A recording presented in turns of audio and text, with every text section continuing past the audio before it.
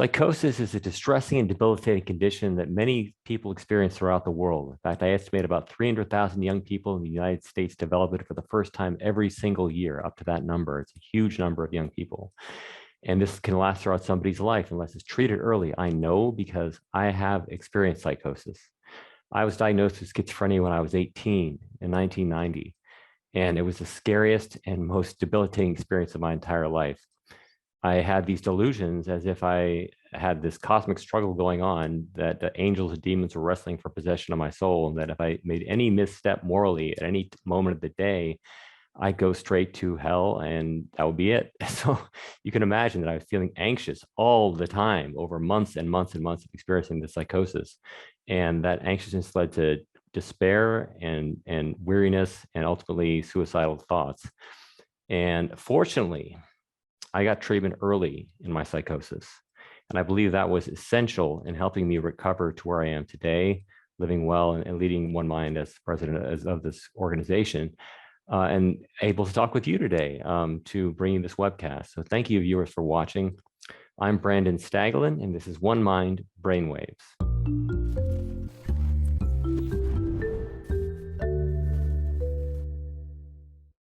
Today, we'll be talking with one of the nation's foremost experts on early psychosis, as well as an activist whose own mental health journey infuses her music and her artistry. Later in the program, our team at One Mind Cyber Guide will be bringing you their review of an app that's designed to help treat anxiety using a collection of daily rituals and meditations. But first, joining me now to talk about youth mental health and early psychosis is Dr. Michael Birnbaum. He's the program director for Northwell Health's Early Treatment Program, a clinical and research initiative for young people and young adults who experience early psychotic illness. He's also the principal investigator of Strong 365's NY Well program, which is a collaboration between One Mind and the National Institute of Mental Health to help young people with mental health challenges.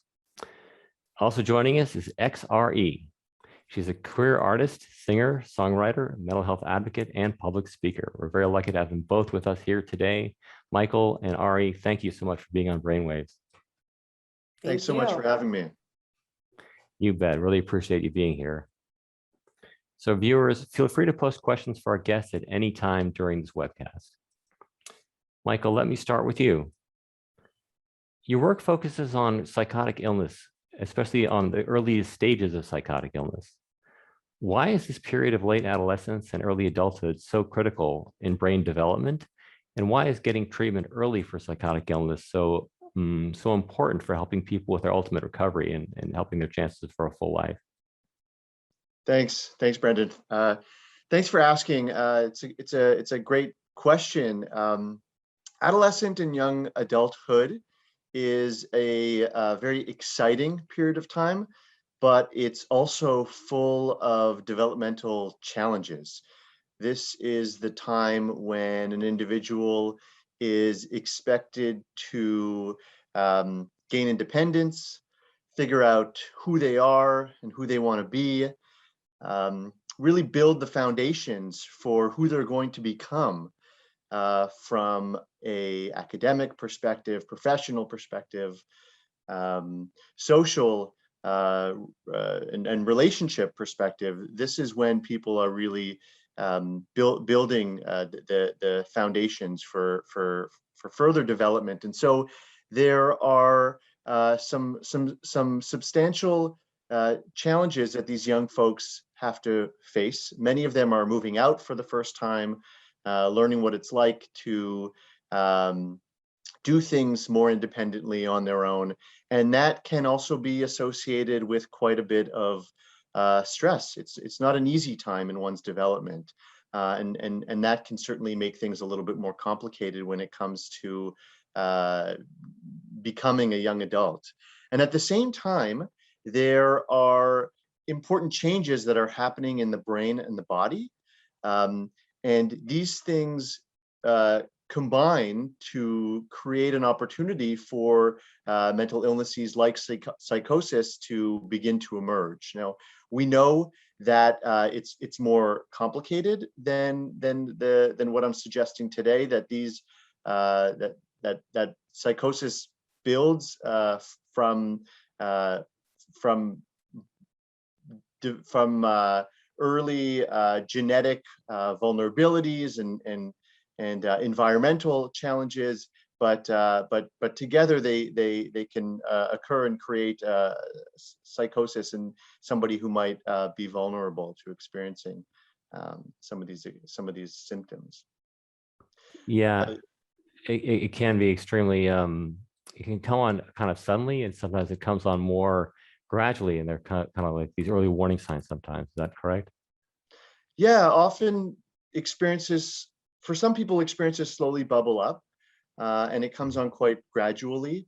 And it's hard to even notice their onset or how they progress and start to impact one's life and relationships and school performance. But for other people, it happens fairly quickly. We now know more than ever that early intervention can have a dramatic impact on outcomes. For example, in other areas of medicine, we know that the earlier you identify something emerging, the better the outcome. Psychiatry is no exception.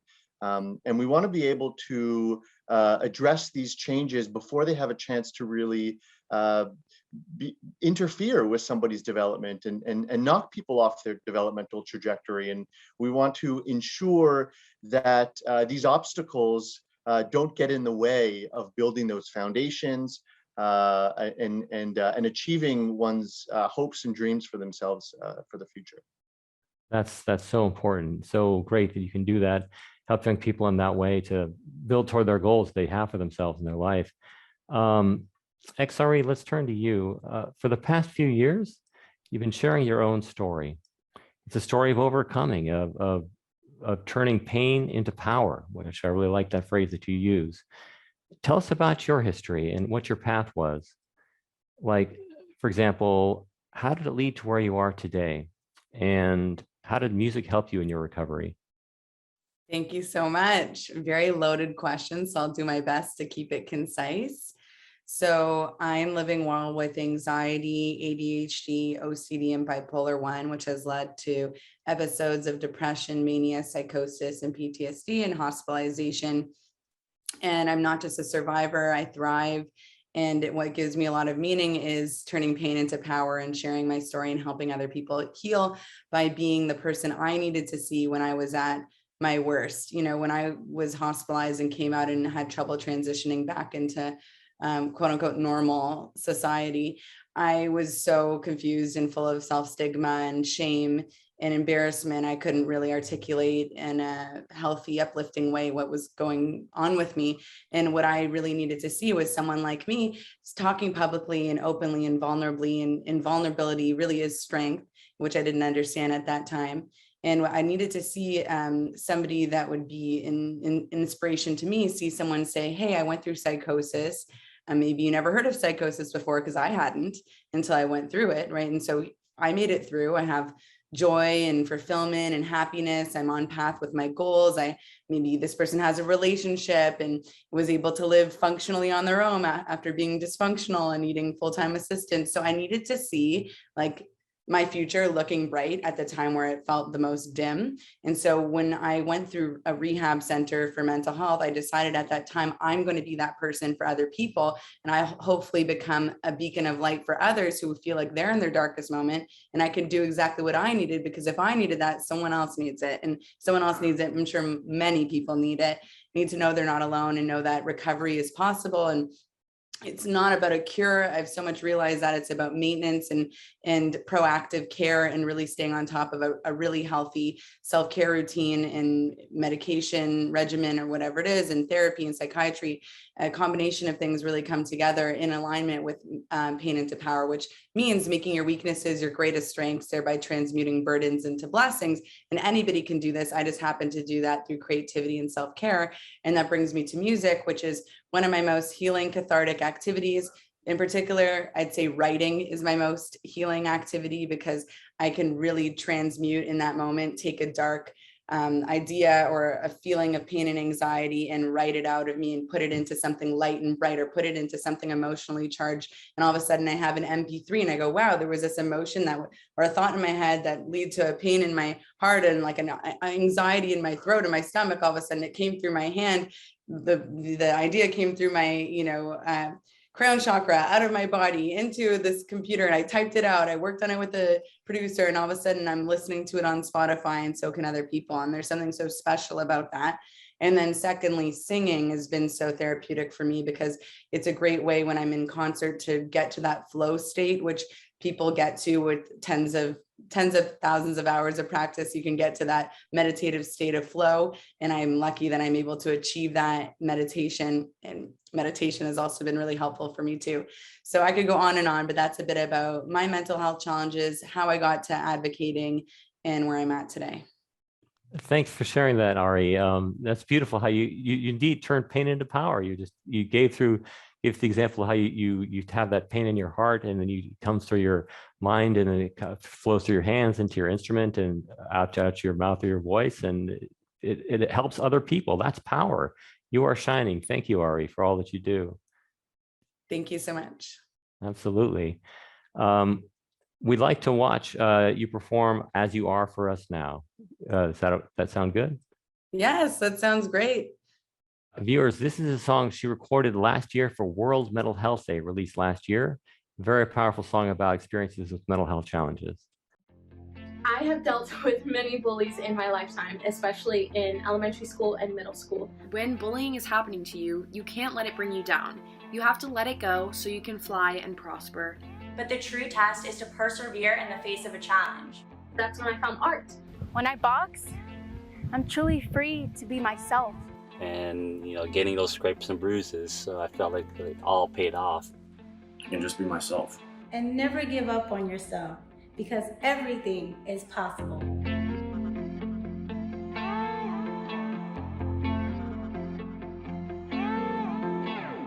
Dancing through my anxiety, I wish you'd see how it feels inside.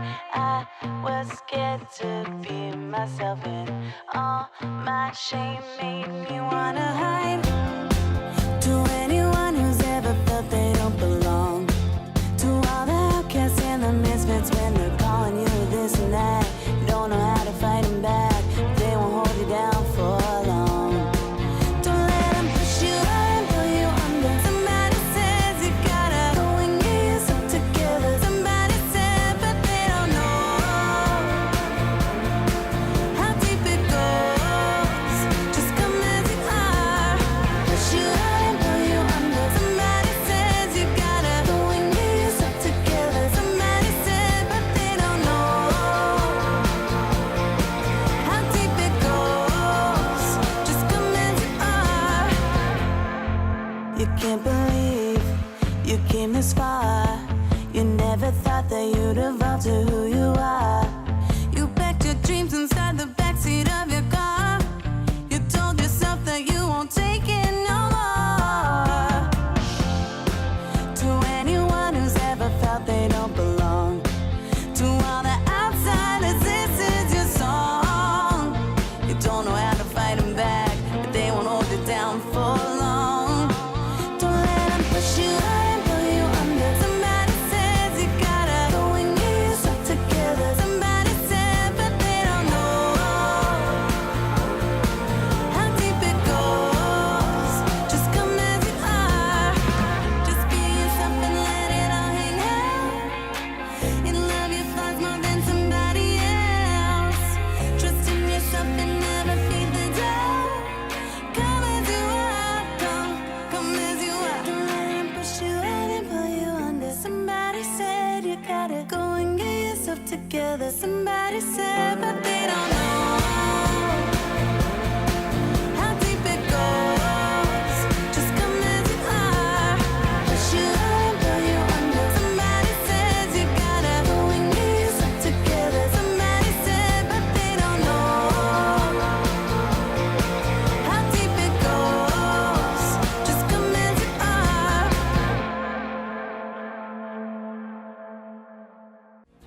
I turn my pain into power when I spit my fire. I turn my pain into power when I'm creative. I turn pain into power with music. How do you turn your pain into power? That was a gorgeous song. I really was inspired by that song. Thank you deeply for sharing that with us and our viewers. And as we say on this show, if you experience mental health challenges, you're definitely not alone, and you should, feel free to be the person you are, to be as you are. And so thanks for sharing that message, Ari. Thank you. What do you want people to know about this song and what it means? This song is all about embracing your true self, practicing radical acceptance and self-love, and really just showing up as you are, constantly a work in progress, and standing up for yourself, standing in your power, and really fighting against the bullies or anybody who stigmatizes you and brings you down. Just a reminder that you are not alone and that you can have a healthy way to channel your pain into power and find joy despite circumstances. Absolutely. Right on. Thanks for that. I feel better already. Thanks for that performance. Thank you. So, Michael, speaking of social media and learning about and hearing from great artists like Ari on social media, on the contrary, we've been hearing about some of the mental health hazards of social media lately. You are doing some innovative studies about the role of social media and the internet in pathways to care for young people experiencing early stages of psychosis. Can social media be a helpful vehicle for early engagement, early identification of serious mental illnesses? Yes. Thank you for bringing that up. Social media and the internet, they're complicated places. And there's no doubt that there's a potential, there are challenges associated with these platforms. And some of that has been coming out in research and the media more recently, but at the same time, they also represent opportunities, and there are important opportunities to leverage them to improve the way that we connect with people and engage them and interact. The internet has provided these opportunities to bring people closer. So yes, there are challenges, and I know that there are many things to consider. However, these platforms are not going anywhere, and I think we have a responsibility to think about how we can get ahead of it and how we can really harness these mediums to improve the work that we do. And that includes reducing stigma. That includes helping people as they're figuring out what they want to do next. The majority of us go to the internet first. We receive advice, suggestions, information from the internet, from social media. And we as mental health advocates need to be there to provide the correct messages and to provide the support and the guidance, and to help a young person sort of figure out what they want to do next and what makes the most sense given the context of their lives. And so I do fully support and believe that we can do this with the internet and social media, but we have to do it thoughtfully and we have to do it carefully. And we also have to weigh the pros and cons of what's available out there in the vast universe of the internet. But there are certainly important opportunities, and it's just the beginning, I think, of what we'll be able to accomplish with artists like XRE and other people who are using these mediums to really help and inform and protect people. Wow, Michael. Yeah, that makes a lot of sense. And as we mentioned, you're working with Strong 365, One Mind's mental health program for young people, and you're the principal investigator of the study. It's engaged in with the National Institute of Mental Health, and you found some great results there developing already. And this program helps young people connect with the critical care they need to recover from early psychosis. But how does the sharing of individual stories, like you're talking about, and Ari's been talking about, actually help in this work? Well, one of the things that we've learned and that we know is that the process of help seeking, of asking for help, is complicated and convoluted, and especially for a young teenager with a developing brain and mind, they're not always sure how to move forward. What are the right questions? And what we've identified in our research is that there's often barriers within the individual that they are not yet ready to disclose, that they don't know how to ask for help. They don't want to talk to their parents about it. And personal narratives will help us reduce the barriers to help seeking. Suddenly it doesn't become only something that I'm going through, but it's something that can be shared. It's an experience that other people have had before me. And that allows somebody to be a little bit more forthcoming with some of the challenges that they've experienced. And the more we talk about it, the more we share, the more we will see that we're not alone. And this is a human experience. And hopefully we'd be able to address this major obstacle in the work that I do, which is stigma, and the reluctance to ask for help, because their help is out there. And young people need to feel the strength and courage to be able to say that they are struggling, and also know that they're in an environment where that message will be received in an effective and appropriate way.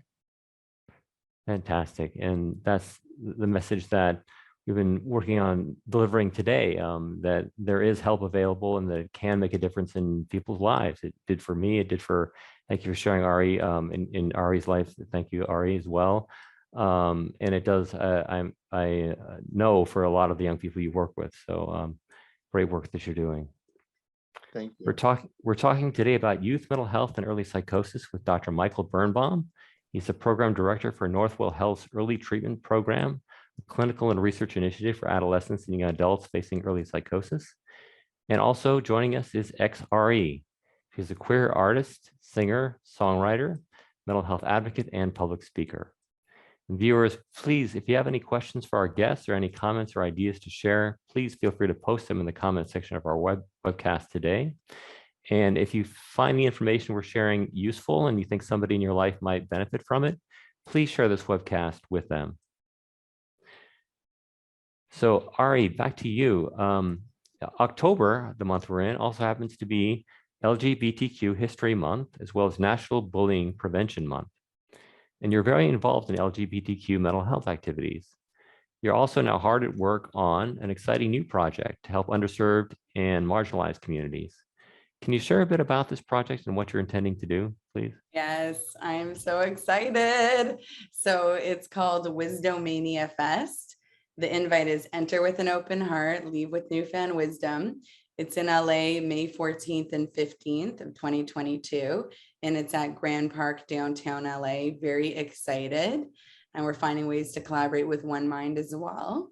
And we're donating partial proceeds of the net proceeds to Music Cares, an amazing mental health network for musicians and anyone in the music industry. And it's really a special event and dear to my heart. It's really has a big emphasis on diversity and inclusion. We are focusing on mental health conversation, live music by advocates or artists willing to have dynamic dialogue about mental health prior to the performances, films on mental health themes, comedy inspired by mental health experiences, self-care sessions such as yoga, Reiki, somatic therapy, sound baths, and then creative workshops such as songwriting classes. YouTube's doing a workshop, juggling for wellness, dancing, and all these types of creative activities to show that you can have a healthy conduit for healing. So it's really holistic in its approach, and it combines intentional education with entertainment. And it's less about panels and it's more about flexing your mind and body and being interactive. So I'm really excited. I see this as a 20-year project in the making. The goal is to become the Coachella of wellness. I never thought I'd be a festival host, but in May 2021, I hosted a totally free month-long of programming, a wellness festival on Zoom, and Verizon Media and Warner Music Group invited thousands of employees, and it just felt so in alignment with my truth. I thought, you know what, I need to make a condensed weekend event, you know, combining all these light workers and advocates and organizations who want to help heal the world and make a team to champion change. And so that's what we're doing. This is going to be year one of in-person. Very excited. And we have a lot of people in the LGBT community involved. We just locked in a self-massage workshop by a trans man who runs Rology. We also just connected with the LGBT Center in LA to provide discounted tickets to their community. And so we're making lots of changes. Hopefully we have a vendor coming in who does bathing suits for all genders. They provide binding and tucking, which I don't know all the details to that, but I think that's really cool. And I'm excited to have a really inclusive team of people and leaders really showcasing their abilities and supporting one another and building community. That is so beautiful that you're doing this, and extremely enterprising and great initiative there. How can people learn more about this upcoming event? So wisdommaniafest.org will be, no, .com. Let me re-say that. So wisdommaniafest.com will be launching about, I'd say, end of October. I'll try to post it before this is launched. We'll see if we make it up, but check out Wisdommania Fest. That's WISDOMANIA Fest, FEST.com. So just one in there, one M. And we'll also have an Instagram running soon. And it's a 1-day ticket or 2-day ticket. We're locking in some talent really soon. So I'm really excited, and definitely RSVP to stay in the loop and attend. Wow, I can't wait to see that. Fantastic. Thank you. Yeah, for sure. Michael, at Northwell, you're not just treating patients, you're also treating their families. What is some advice or thoughts you might have for parents and family members and even friends about what people with early psychosis are going through, and what signs they might look out for, and what should they do to help connect them with care as early as possible? Sure. Thanks again for that question. Families are critical. Most of these young folks that I work with are, even if they're adults and technically over 18, they still live at home. And for their parents, they'll be their kids forever. And parents are the support system, and they need to know that this is not something that is just happening to their child, but this is something that happens to the entire family. And there's a process and a healing that has to occur in order to move forward in a productive and healthy way. And again, that's not something that just occurs with the person who experiences psychosis, but it's really for their friends and their family and their loved ones. And so that's something that I sometimes need to remind families that I work with, that this is something that they also can use support and encouragement, and to hear from other families, and learn from each other's experiences. I think families are often the best advocates, and they need to be reminded that they should feel empowered to advocate and to continue to do so on behalf of their child or loved one, as much as they deem fit at school, and even in professional settings, to just keep encouraging and supporting their loved one so that they can thrive despite recently newly experienced obstacles of mental illness. I think there are some great supports out there for family members. I always encourage them to obtain as much education as possible, as much as support as possible.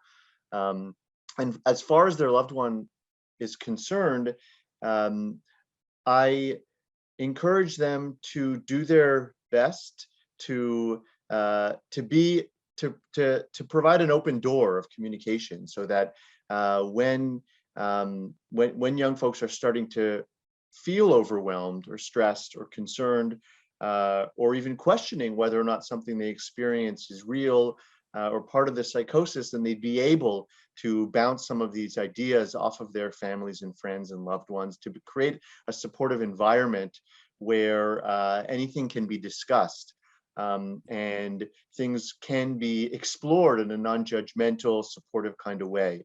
And that requires some thought. It's not always so easy to do. I think, of course, parents are going to be nervous, they're going to be anxious. And they sometimes respond to a question with that concern, and it's usually coming from a place of love, but it's hard to find that right balance of being concerned and loving their child, and maybe even being a little bit overly concerned, and that requires some thought and navigation. And that usually also changes over time. That as things evolve, as their child improves, then things start to feel a little bit different. But families are critical to successful outcomes, and it's one of the best things that I get to do is to work comprehensively with not just the individual who's experiencing psychosis, but really as much of their world as possible. And that includes friends and families and school and relatives, and so on.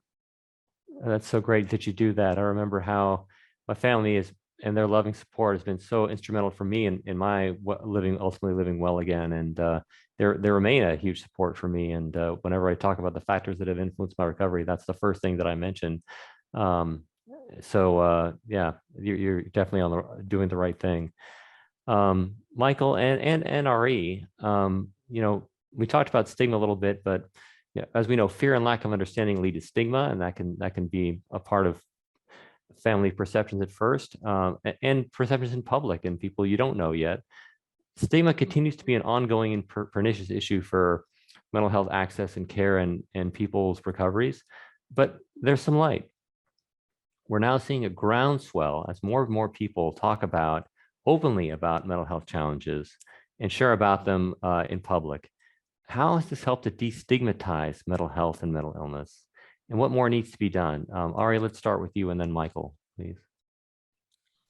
It's just, to me, mind-blowing how slow it's been to destigmatize mental health. Like, I know I'm really so comfortable talking about my mental health, listing my mental health conditions is as easy as like me listing how I'd like my coffee.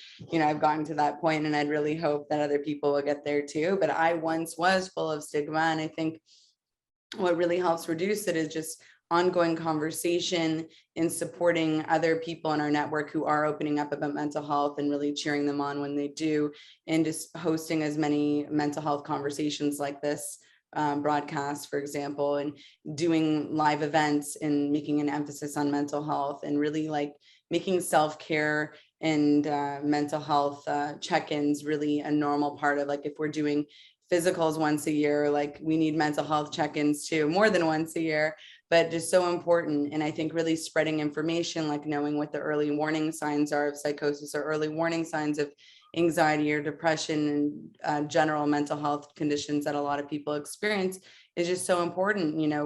It's a well-known stat that 1 in 5 youth experience mental health. It's another well-known stat that it takes some people over 10 years to get assistance. It took for me 15 years to get the help I needed.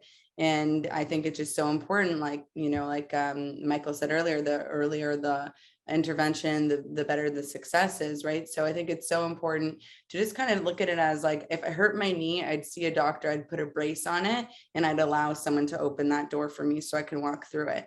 The same thing as like I hurt my brain, or there's a problem with the neurotransmitter firing, and it's a brain problem, which is part of my body, and mental health is health. And if I see a problem here, I'm going to go to a doctor, psychiatrist, psychotherapist, counselor, whatever, and go address it and take the time to work on my brain, because my brain is part of my body and mental health is health. So I think the more and more that becomes common sense for people, the less stigma there will be, the quicker people will get help, the less fear people will have in reaching out. I think also just people like recognizing that we're all human and we all need to ask for help at some point is really important. I think a lot of people, even when it comes to physical health, might be too ashamed to ask for help. You know, someone would be like, oh, I don't want someone to think I'm weak, or I don't want them to judge me and think, oh, I'm not a good candidate for this job if I talk about my health challenges, right? So I think it's so important just for all of us to practice kindness and acceptance and love and recognize that everybody comes with something. And so whatever that is, to not judge people based on that, and especially not judge ourselves. Yeah, that's so important to remember. Yeah. Finding self-compassion is something that's taken me years to start to develop. And even now it's not easy for me. And one of our recently joining us, One Mind champion, Jewel, has a great song called What You Are. And there's a line in it where she says, I give love to others, but I give myself hell. And that's something that I think that I go through that too. But Michael, what's your perspective on what more could be done to help destigmatize mental health and wellness? Yeah, it's well, it's hard to add to that response. It was beautiful, and I think all encompassing. And I agree with everything that Ari said. From my perspective, knowledge is power, and we need more research, understanding, knowledge, and we need to disseminate that information as best we could, so that everybody understands what mental illness is, what it isn't, what options exist out there. And it should be as uncomplicated as I hurt my knee, what do I do? Or I have a fever. And unfortunately, it's not there just yet. I think great things are happening. It feels like we're on the precipice of something very important, and that things are slowly changing. But I have the same sentiment that I'm disappointed at the speed, and I think we need to move faster. And it goes back to sort of the question of the good and bad of the internet and social media. I think that social media and the internet is a beautiful vehicle for spreading these messages. It's sort of exactly what we're doing today. And I'm hopeful that the more people who watch these videos and the more people who engage with anti-stigma campaigns will be able to really exponentially improve outcomes for the future. I really hope so. And speaking of speed of things, it's time for the lightning round. So we'll have 5 rapid fire questions with quick answers, starting with Michael, then we'll circle around for Ari's answers to close us out. And so let's do some rapid fire stigma busting right now by sharing.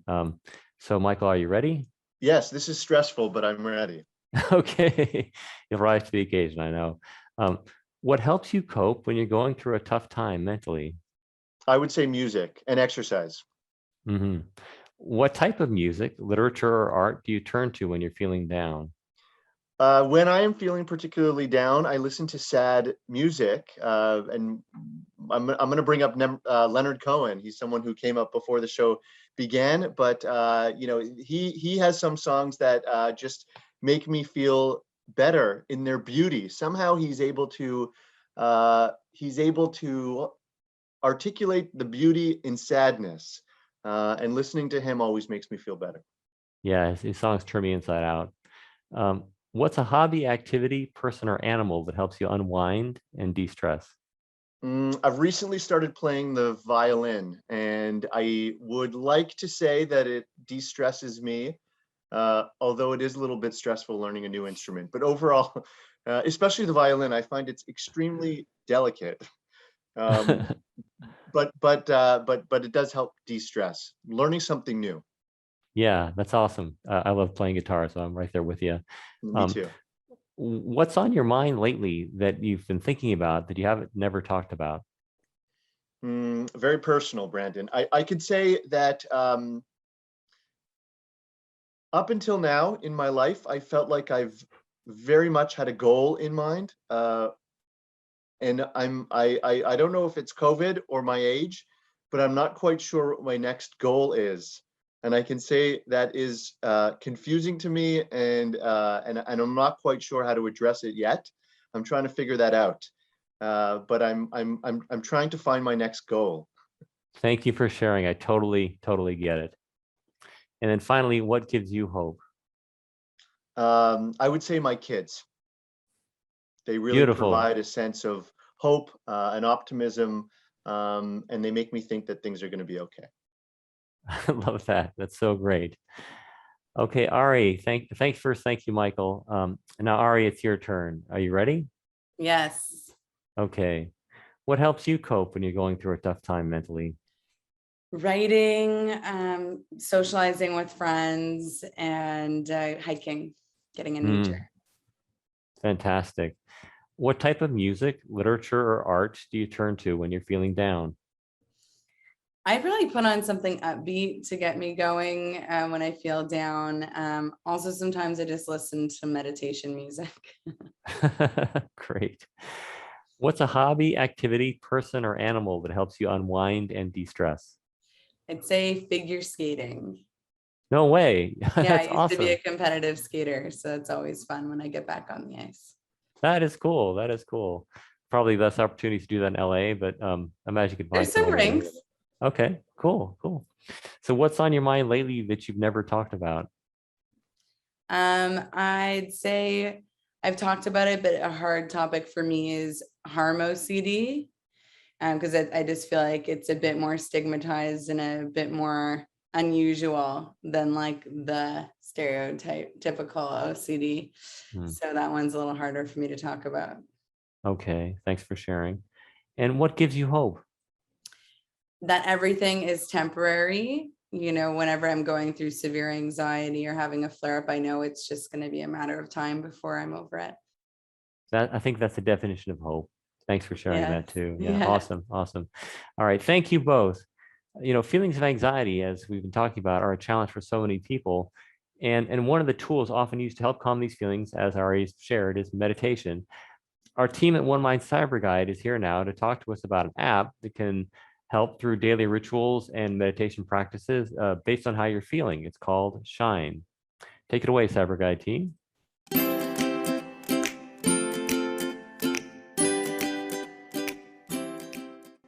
Hi, I'm Christy Palomares, and I'm a digital mental health specialist at One Mind Cyber Guide.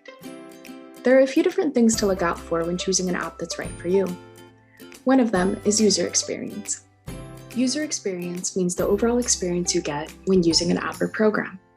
For example, is it easy, fun, engaging, and interesting to use? Even if an app is likely to work, if it's difficult to use and navigate, has bugs or glitches, or isn't visually appealing, you may not use it long enough to reap its benefits. Looking at screenshots of the app in the App Store can help give you an idea of the look and feel of the app before you download it. Some people use a trial and error method of choosing apps. They download some apps, try them for a little while, and figure out if they like them. One Mind Cyber Guide also provides information on the user experience of mental health apps. Apps on our app guide are rated by experts and people with lived experience using the mobile app rating scale. This gives an objective score out of 5, which can help guide your app choices. Shine is a meditation app that has lots of content for communities of color and communities who have been traditionally underserved. Meditation topics include Asian American Pacific Islander mental health, Black mental health, and navigating COVID-19 anxiety. Shine has a really strong focus on representation and has a diverse range of narrators and presenters for meditation content. When you first open Shine, you can select a goal from a provided list and then receive a personalized meditation playlist. You can also log and track your mood and journal based on prompts provided. You can access content for free or upgrade to a premium subscription for additional content and access to an inclusive community. Premium subscription costs $14.99 per month.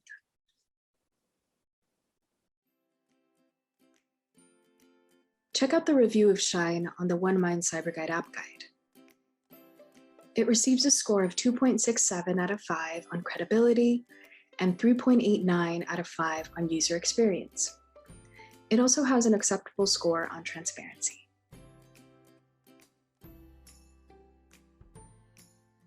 There are also other resources for youth experiencing psychosis on the One Mind Cyber Guide website. Our toolkit section has a range of downloadable toolkits, including toolkits for youth experiencing psychosis, which we created in partnership with Strong 365, a project of One Mind.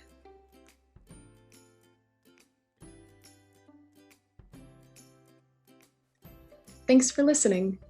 Remember to visit us at onemindcyberguide.org to learn more about apps to help you manage your mental health and wellness. Thank you, One Mind Cyber Guide team. And thank you to XRE and Dr. Michael Birnbaum for their sharing on our webcast today and their great insights that they have given us. Don't forget, you can post questions and also check out all of our past Brainwaves episodes at onemind.org/brainwaves, where you can also sign up for our e-newsletter to keep learning about new Brainwaves episodes coming up.